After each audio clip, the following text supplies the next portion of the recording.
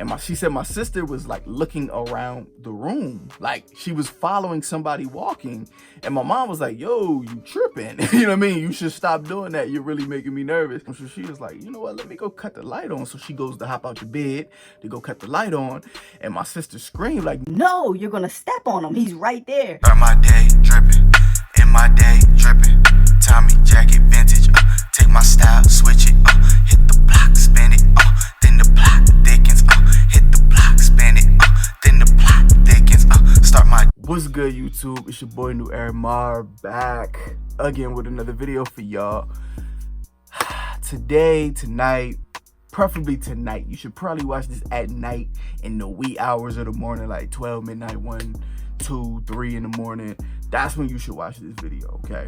It'll probably give it a different spin. But anyway, so as I'm laying in bed tonight, I'm watching this show called The Haunted on Netflix. And it's basically people telling stories about seeing ghosts, encounters they had with like the supernatural and all that. And as I'm watching, I was watching this one particular story and it reminded me of something that I went through when I was younger. And then it hit me like, why don't I share this with the subscribers? Y'all can use a good story time. Y'all been asking for story times. I had people hit me up like, when you gonna do story times again? All you do is music reactions now. You used to do other stuff. And you're absolutely right. Here we are. I'm about to do the story time for y'all. I'm gonna tell y'all, as you can see from the title of the video, we about to do a story time on a haunted house that I used to live in.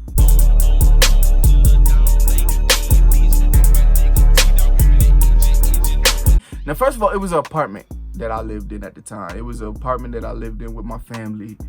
It was I guess you could call it a haunted house, kind of, though, because you know how some, like, I don't know if it's just in the hood, but like maybe other areas they do this too. But I know in the hood for a fact, when they sell apartments, it really just be one house. Somebody will buy a house and they'll rent the first floor out to somebody, they'll rent the second floor out to somebody else, and they'll rent the third floor out to somebody else, and they'll make it look like it's just a 2-bedroom apartment on each floor. You know what I mean? That's really what it is.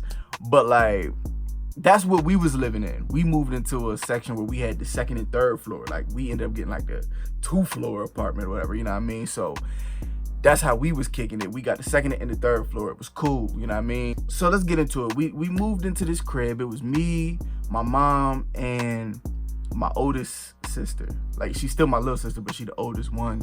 The other one wasn't born yet at this time, so she dodged a couple of bullets. We move into the crib. Things is normal. It's normal life. I guess we didn't really notice nothing crazy off the rip until like maybe a couple months into it. You know, when you a kid, you get curious and you start getting into things. When you get bored, you start exploring the house. And I guess my mom was busy doing something. And I remember like in her room, her bedroom, she had like a door. It was like another door that would usually lead to like a bathroom. Like if she had a bathroom in her room, like a personal joint in her room. I guess that the dude, when we moved in, the landlord said that's what it used to be. He said, but like something went wrong in there. It's like the pipes or something burst or something. Like, so we just basically shut that room off. They took the doorknob off it and everything. Like, you couldn't even open the door. It was like wired shut or whatever, so you could never get in that door. I remember that. And I guess my mom ain't really care nothing about it. She's like, nah, it's cool, like we got another bathroom out in the hallway, so I don't really need it. So it wasn't a necessity or nothing like that. So I remember that. And I remember like one day, I don't even know what made me look, but like one day we was looking in the door. Like I told you, the doorknob was off, so it left a little hole where you could see, like in the keyhole, like where you would usually put a key at, you could like see through it. And like the little hole where the doorknob used to be, it's like, you know, a real small peephole in the door where the lock used to be. I mean, where the doorknob used to be and where the lock usually would be at and stuff. And I remember looking in there. I looked through the hole one day. I looked around and I seen like it looked like a regular bathroom, and it was like white, like you would typically picture a bathroom, which is all white sink, boom, boom, boom. But the thing that was off was that it looked like it was like something burgundy smeared on the walls. Like burgundy brownish. It looked like dried up blood. Like now that I know that when I'm older, like that's what it really looked like. And like it looked like dried up blood or whatever. And like it was like smeared on one of the walls. Like right when you look in, you could see it like smeared on the walls. And I remember like always wondering what it was. And for some reason I think I tried to tell my mom. I tried to tell her, but she was like, what are you talking about? Like that's not in there. Like, how can you even see in the little hole anyway? Get out the door. Boom. She didn't believe us, so she wasn't listening to us. She thought we was just telling stories, being kids or whatever. So I was like, all right, cool. She don't believe that, so I thought nothing of it. But I looked multiple times. I remember looking multiple times into the little hole, and I seen the little burgundy smeared all over the walls. I think it's blood, dried up blood, but somebody might tell you something different. Maybe maybe the landlord tried to start painting in there one day and he never went and finished. He had the wrong brush or something. I don't know. You know what I'm saying? Don't let me tell you no lie. But to me, I think it's blood. So anyway, a couple months after that, maybe not even months, maybe weeks, I don't even know. We wasn't in that crib too long, but like I remember it was a situation that had came up where I guess my mom, and I feel like my sister should probably tell this story. She'll probably go into more detail with it. But it was a situation where I guess my mom had my little sister laying in bed with her. Cause like I told you, she like 2 or 3 at the time, 3 or 4 years old at the time. So I guess my sister was scared or something and wanted to stay in bed with her. And it was a situation where my mom could tell you this story herself, but she'll tell you, my sister one night was like laying in bed and she was like, yo, there's a man in the room. And my mom was like, what are you talking about? Like, you know, she thinks she just like being a kid, a young kid at that. She like, yo, what are you talking about? And she said my sister was like looking around the room, like she was following somebody walking. And my mom was like, yo, you tripping. You know what I mean? You should stop doing that. You're really making me nervous. So she was like, you know what? Let me go cut the light on. So she goes to hop out the bed to go cut the light on. And my sister screamed like, no, you're gonna step on him. He's right there. And my mom jumped back in the bed and she panicked. She was just like, yo, I don't know what's going on with this girl is scaring me. So she ended up calling like 2 of her male friends she had. Like it was these 2 dudes she used to hang with all the time. I think she was with my stepdad at the time. I think they had just got together, but I think he was busy that night. Like I think she said she called him, but like he was busy. He was like, yo, I'm like doing something. I'm not in town right now. I think he might have been out of town at his mom's crib or something. So he couldn't make it. So she ended up calling her 2 male friends like, yo, something weird is going on. Like my daughter is tripping. Like she's saying she see a little man walking around the room and stuff. So they came over and they was like, yo, everything cool? And like she let them in and they all stayed there. She said they all was like nervous. They all was acting nervous. And her one friend was like praying. He had his little cross necklace on. Like he was praying and everything. And she told them to go get me. Like, yo, somebody go get me. Cause by the way, the whole time I'm not even in the room with them while this is happening. I'm just telling y'all from my mom's point of view what she said happened. The whole time I'm in my bedroom sleep, like, or trying to sleep, whatever. And then I do remember like somebody coming to get me. One of her friends was like, yo, wake up, let's go. Like your mom wants you to come in the room with her. We all joined in the room. So I got out the bed, we all went in the room. My mom's telling the story, like, yo, your sister saying she see like a man walking around the room. So we always just sitting in there real weird with it, like, yo, that's spooky. But like my sister was like, nah, he ain't here no more. You know what I mean? Like it kind of just faded off. Everybody ended up just telling jokes. I'm listening to them talk. I don't know what happened after that. I think my mom probably ended up putting us back to bed or something, like, or we slept with her that night. Like we slept in her bed. We fell asleep, but like I think her friends might have stayed the night or something. Like I don't know what time they left, but they wasn't there when we woke up in the morning. So that happened. I remember like when I would be in my room, like when my mom would put me to bed at night. We were just talking about this the other day too. I remember I used to get this weird urge to like stand up in my bed and touch the ceiling, like raise my hands up and just touch the ceiling, and then I would just hurry up and lay back down before I get caught standing in the bed. But like I kept having the urge to keep doing it. Like it would be random points of the night, like 1 in the morning, I'd just wake up and I'd be like, y'all, I need to stand up in my bed and just touch the ceiling. Boom, I just need to raise my hands up and just stand here for like 30 seconds. Then I can go to bed. I don't know what the hell the point of it was, but something was urging me to just stand up in my bed. I would just stand up, raise my hands up, and I just lay back down, like, and I would keep doing it. And I did it for like since we were staying there, if we was there for a year, it had to be at least a 4 or 5 month period where I would consistently do it. Like, it would only be when I went to bed at night. During the day, I would go to school. I didn't get the urge to stand up on the school desk and just raise my hands up like I'm praying. It was just weird. It would only be when I would go home. I would get in bed for the night. My mom would be like, good night, give you a kiss, leave, go out. Like, as soon as she leave out the room, boom, stand up, touch the ceiling. Like, not really, like, not touch the ceiling, really. I'm saying touch the ceiling because the ceiling was low, so I could touch it. But like, really, I was supposed to just raise my hands up. I had the urge to just raise my hands up. But I used to always touch the ceiling though. And then I would hurry up and lay back down. But I just had the urge to keep doing that over and over and over again for months. A little bit after that situation occurred, I remember there would be, and this probably seems so innocent as I'm telling the story, right? But trust me, it'll correlate at the end, okay? So, I remember, like, it seemed like the crib was just so vacant. Like, I didn't really have friends I could play with outside or nothing like that.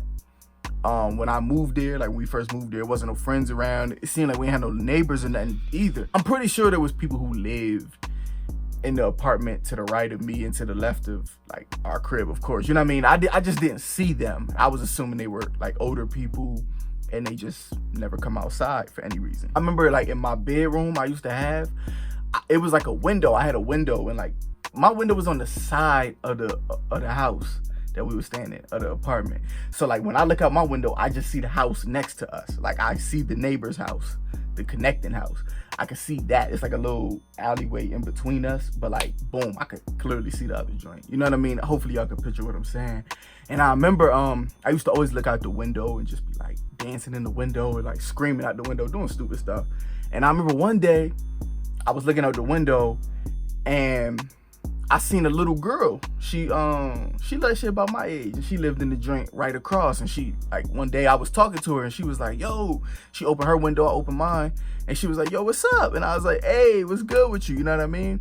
And she was like, I was like, yo, how long you been living? You know, I had questions because I told you I ain't never seen nobody my age on the block. I didn't think no kids was around there. So I'm like, yo, what's good with you? Like, yo, you live here or whatever? Like, what, you just visiting family or something? And she was like, nah, we just moved in here like recently. And I was like, oh, okay, all right, that makes sense why I didn't see nobody all this time. So the little girl was cool. We used to have little conversations like off and on. Like when I would catch her in the window, I'd be in the window playing it. I don't know how she would know I was in my window though. I always thought that was weird. I was like, how does that little girl know I'm in my window like playing? I'll be in the window like looking out the window just yelling at people walking by and stuff, playing my little wrestling men.